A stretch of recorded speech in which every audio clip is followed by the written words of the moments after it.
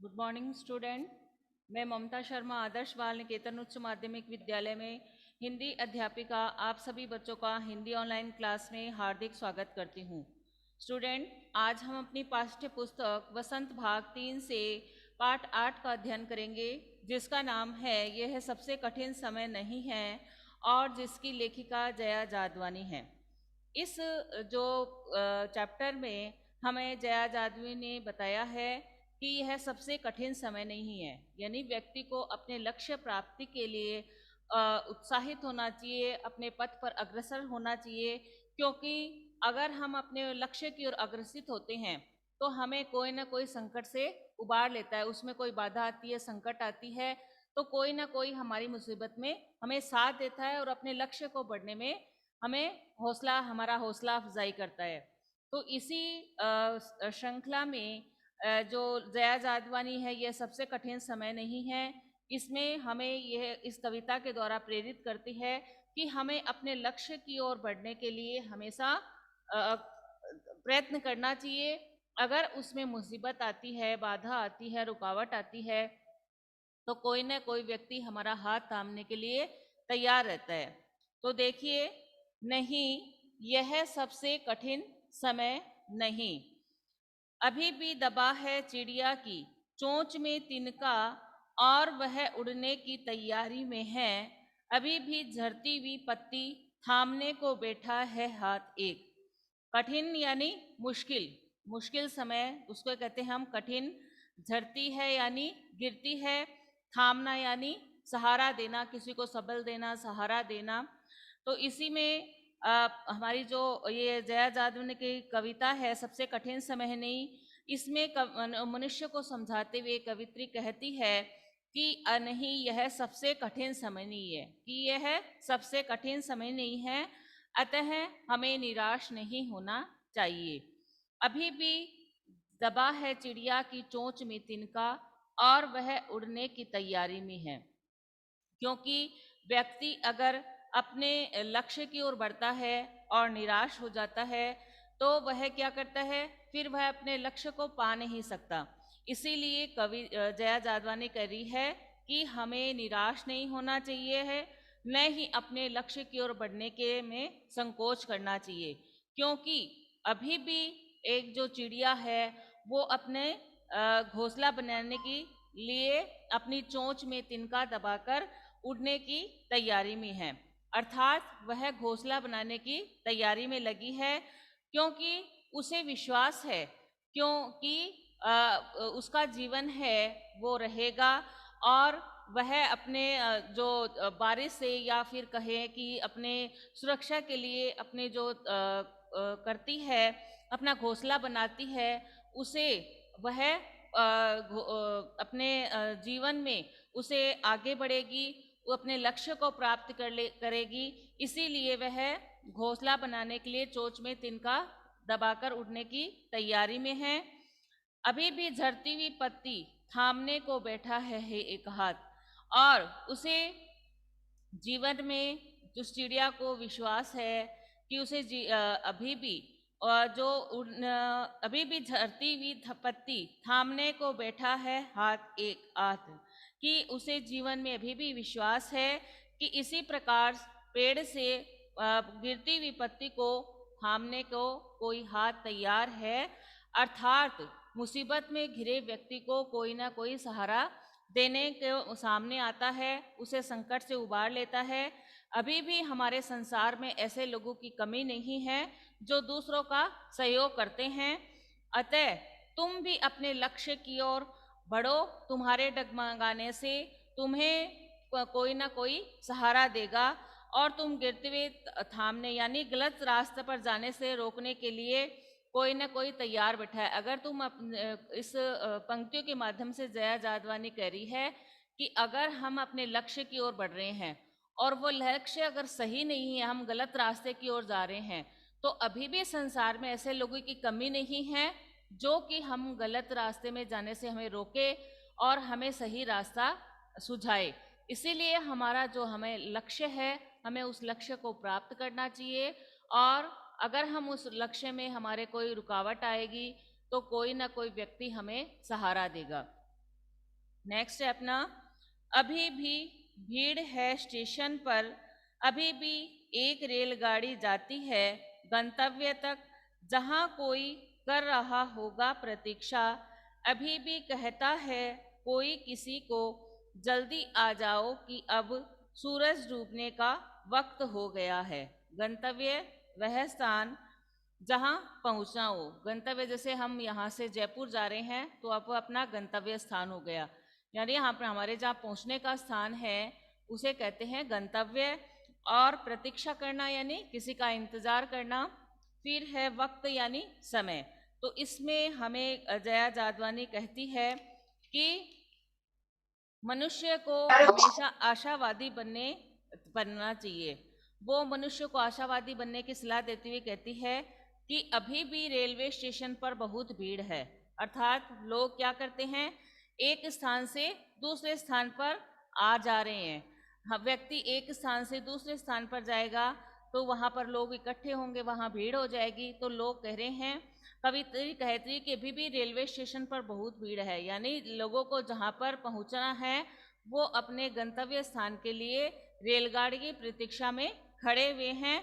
और रेलगाड़ियाँ उन्हें निरंतर उन्हें लोगों के जो गंतव्य स्थान तक पहुंचाती है। यानी रेलगाड़ी होती है वो क्या होती है, अपने आवागमन का साधन है। जहाँ जिसको मान लो झुंझुनू से मेरे को जयपुर जाना है तो रेलगाड़ी है वो वहाँ पहुँचा देगी। तो कवियत्री कहती है कि रेलगाड़ियाँ निरंतर अपने मार्ग पर चलते हुए लोगों को उनके गंतव्य स्थान तक पहुँचाती है।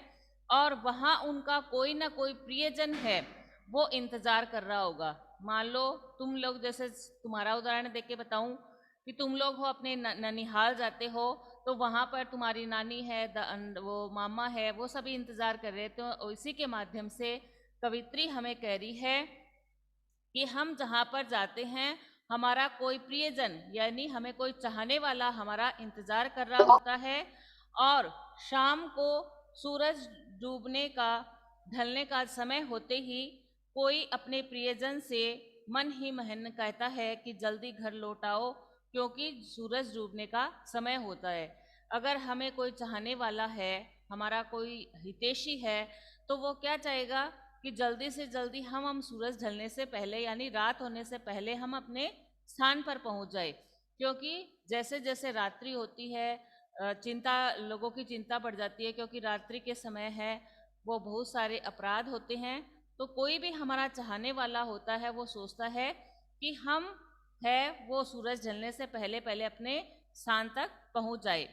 अर्थात लोग अभी भी एक दूसरे के सुख दुख का ध्यान रख रहे हैं। अतः यह सबसे कठिन समय ही नहीं हो सकता। इसलिए हमें भी निराशा को छोड़कर अपने लक्ष्य की ओर बढ़ना चाहिए। कवित्री ने, हमने अभी जो दो पढ़े हैं इनके कविता के दो पंक्ति, दो जो हिस्से हैं, उसमें कवित्री का एक ही आशावादी स्वर है कि हमें कभी भी निराश नहीं होना चाहिए। क्योंकि अभी भी हमारे लोग, हमारे समाज के जो लोग हैं वो हमारी सहायता करने के लिए तैयार बैठे हैं। इसलिए हमें अपने लक्ष्य की ओर निसंकोच आगे बढ़ना चाहिए। अभी कहा जाता है उस कथा का आखिरी हिस्सा जो बूढ़ी नानी सुना रही सदियों से, दुनिया के तमाम बच्चों को अभी आती है एक बस अंतरिक्ष के पार की दुनिया से, लाएगी बचे हुए लोगों की खबर, नहीं यह सबसे कठिन समय नहीं है। कथा यानी कहानी जिसे कहते हैं, आखिरी यानी अंतिम, हिस्सा, हिस्सा कहते हैं भाग को, और सदियों यानी सैकड़ों सालों से, तमाम यानी बहुत अधिक, खबर यानी समाचार, और कठिन यानी मुश्किल। तो इसमें कवि जया जादवानी हमें कह रही है कि ये सबसे कठिन समय नहीं है। इसमें कवित्री काल्पनिक जो दुनिया है उसका तर्क देते हुए हमें आशावादी बनने का संदेश दे रही है। तो कवित्री कह रही है, अभी कहा जाता है उस कथा का आखिरी हिस्सा जो बूढ़ी नानी सुना रही सदियों से दुनिया के तमाम बच्चों को। कवित्री कह रही है कि अभी भी लोगों द्वारा जो नानी दादी के द्वारा सुनाई जाने वाली कहानियों का अंतिम और महत्वपूर्ण जो शिक्षा प्रदान करने वाला भाग सुनाया जाता है। यानी अभी भी समाज में हमारे जो दादी माँ है, नानी माँ है, ऐसे माना जाता है कि वो हमें कहानियाँ सुनाती है। वो ऐसी कहानियाँ सुनाती है हमें जो हमें शिक्षा देती है। यानी कोई भी कहानी हम शुरू करते हैं तो उसका शीर्षक होता है, फिर उसका संदेश होता है। तो जो दादी माँ और नानी माँ द्वारा जो कहानियाँ सुनाई जाती है, उसका जो अंतिम भाग होता है वह कोई ना कोई शिक्षा प्रदान करने वाला होता है। यह हर एक चैप्टर में, हर एक कविता में, हर एक निबंध में, हर एक कहानी में संदेश होता है कि लोगों को क्या संदेश दिया गया है कि वो उसमें तो इस कवित्री यही कह रही है कि अभी भी समाज में जो दादी माँ है, नानी माँ द्वारा सुनाई जाने वाली कहानियों का जो अंतिम हिस्सा होता है वो हमें शिक्षा प्रदान करने वाला होता है। और जो अर्थात हे मनुष्य, जो तेरे जीवन का सबसे महत्वपूर्ण और अंतिम भाग यानी अभी भी बाकी है, सुखदाई है, इसलिए हमें अपने लक्ष्य की ओर बढ़ना चाहिए। जैसे दादी माँ और नानी माँ द्वारा सुनाए जाने वाला जो भाग है वो संदेश देने वाला होता है, वैसे ही कवित्री कह रही हैं कि हे मनुष्य, तुम्हारे जीवन का जो भाग है, अंतिम भाग है, वह बड़ा महत्वपूर्ण है, इसलिए हमें निराश होने की आवश्यकता नहीं है। अंतरिक्ष के पार की दुनिया से लाएगी बचे हुए लोगों की खबर नहीं, यह सबसे कठिन समय नहीं है। अंतरिक्ष के पार की जानकारियां लेने के लिए लोगों में जो लोग बचे हैं उन्हें बस ले आ रही होगी। बस ले आ रही होगी इससे मतलब क्या है कि अंतरिक्ष पार की जो महत्वपूर्ण जानकारियां हैं वो कौन देता है हमें? हमारे जो वैज्ञानिक हैं वो क्या कर रहे हैं, दिन रात ये प्रयास कर रहे हैं कि अंतरिक्ष के पार जो क्या वहाँ पर क्या हो रहा है, क्या नहीं हो रहा है, वो वहाँ से जानकारियां लाते हैं और हम लोगों तक पहुँचाते हैं। तो कवि कह रहे हैं कि अंतरिक्ष के पार के जो जानकारियां हैं वो लेने के लिए गए हुए लोग हैं, वो बचे हैं, जो बचे हैं उन्हें बस लेकर आती होगी और जो अंतरिक्ष पार की जो महत्वपूर्ण जानकारियां हैं वो हमें देगी। इस प्रकार जो संसार में जो घटनाएं हैं वो घटित होती रहेगी।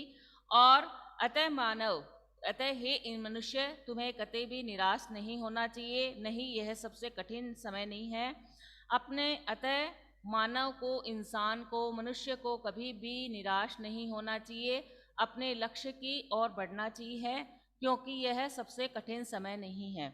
अंतरिक्ष पार से मतलब ये हमारे क्या है कि ये आया है कि अंतरिक्ष पार से लोगों को बस लेने के लिए गई हुई है। इसका मतलब क्या है कि हमारे जो वैज्ञानिक है वो क्या करते हैं, दिन रात हमारे देश की प्रगति के लिए क्या कर रहे हैं, वो नई नई खोजें कर रहे हैं ना।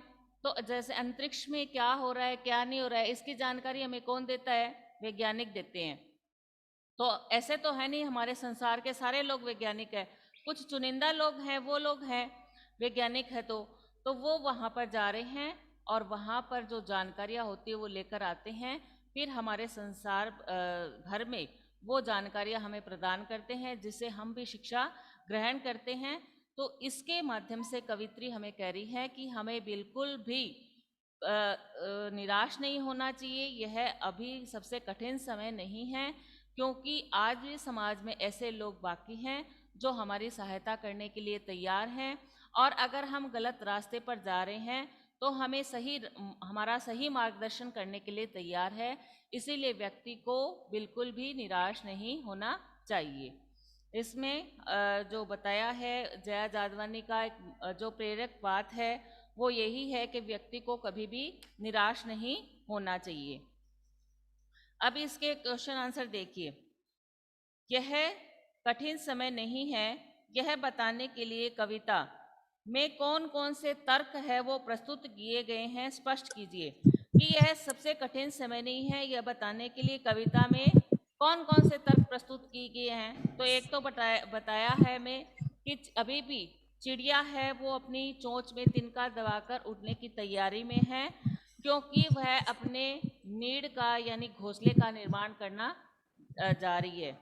दूसरा उदाहरण अभी हमने पढ़ा कि डाली से जो गिरती हुई पत्तियों को थामने के लिए कोई ना कोई हाथ तैयार है, अर्थात व्यक्ति जब अपने लक्ष्य की ओर बढ़ता है और वह अपने लक्ष्य से भटक जाता है तो अभी ना कोई व्यक्ति है वो हमें हमारा सही मार्गदर्शन करने के लिए तैयार है।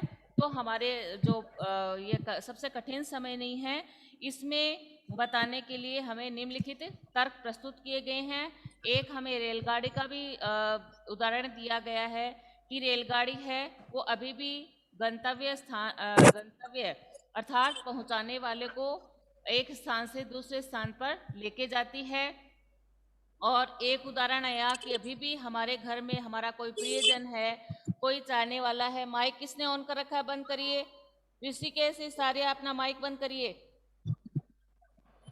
अभी भी घर में कोई भी हमारी प्रतीक्षा कर रहा होगा, यानी अभी हमने पढ़ा था कि सूरज डूबने से पहले हमारे कोई प्रियजन है, हमें चाहने वाले हैं, वो सोचते हैं कि वह घर पर आ जाए ताकि उसे किसी प्रकार का कठिनाई का सामना नहीं करना पड़े। और अभी भी जो नानी की कहानी का जो अंतिम व महत्वपूर्ण हिस्सा है वह बाकी है। और अभी भी एक बक्स जो है अंतरिक्ष के पार की दुनिया में जाने वाले बचे हुए लोगों की खबर लाएगी। इन सब तर्कों के माध्यम से कवित्री यह कहना चाहती है कि अभी भी कठिन समय नहीं है, सभी कार्य हो रहे हैं। इसीलिए हमें अपने अभिष्ट मार्ग पर बढ़ने हेतु विचार करना चाहिए, आगे बढ़ता रहना चाहिए और सफलता प्राप्त करनी चाहिए। नेक्स्ट है अपना दूसरे नंबर का जो क्वेश्चन है, चिड़िया चोंच में तिनका दबाकर उड़ने की तैयारी में क्यों है? वह तिनका का क्या करती होगी? लिखिए। चिड़िया चोंच में तिनका दबाकर उड़ने की तैयारी में इसलिए है क्योंकि वह उस तिनकों को यथास्थान रखकर अपने तथा अपने बच्चों के लिए घोंसला बनाएगी। यानी जो चिड़िया है उसने यह तय कर लिया, यह निश्चित कर लिया है कि मुझे अब यहाँ पर घोंसला बनाना है। तो चिड़िया है वो चोंच में तिनका दबा उड़ने की तैयारी में क्यों है? वो इसलिए है क्योंकि उसने जो वह तिनकों को यथास्थान रखकर अपने तथा अपने बच्चों के लिए घोंसला बनाएगी। फिर तीसरा है अपना, कविता में कई बार अभी भी का प्रयोग करके बातें रखी गई हैं। अभी भी का प्रयोग करते हुए 3 वाक्य बनाइए और देखिए उनमें लगातार, निरंतर, बिना रुके चलने वाले किसी कार्य का भाव निकल रहा है या नहीं। तो आज वर्षा सुबह से हो रही है और अभी भी रुकने का नाम नहीं ले रही है। दे रहे हैं अभी भी का आना चाहिए। तो आज सुबह से वर्षा हो रही है और अभी भी रुकने का नाम नहीं ले रही है।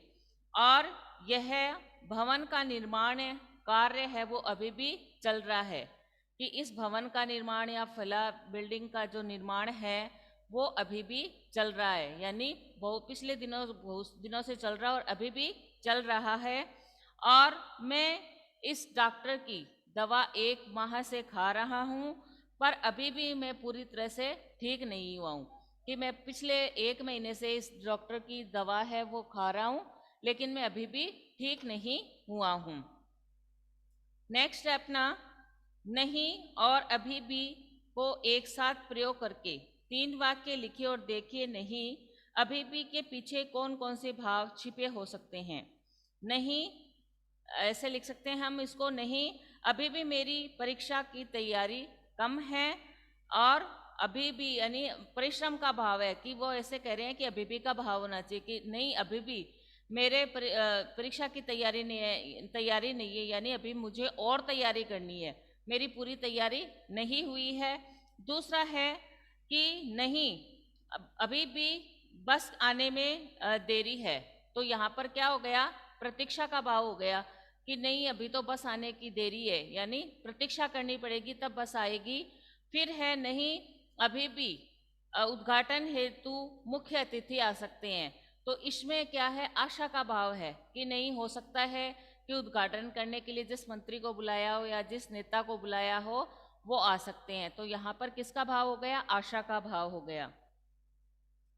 फिर है, घर में के बड़े बूढ़ों द्वारा बच्चों को सुनाई जाने वाली किसी कथा की जानकारी प्राप्त कीजिए जिसके आखिरी हिस्से में कठिन परिस्थिति से जीतने का संदेश हो। तो हम किसी भी जो एक कहानी है उसको लिख सकते हैं और उसमें लास्ट में क्या संदेश होना चाहिए?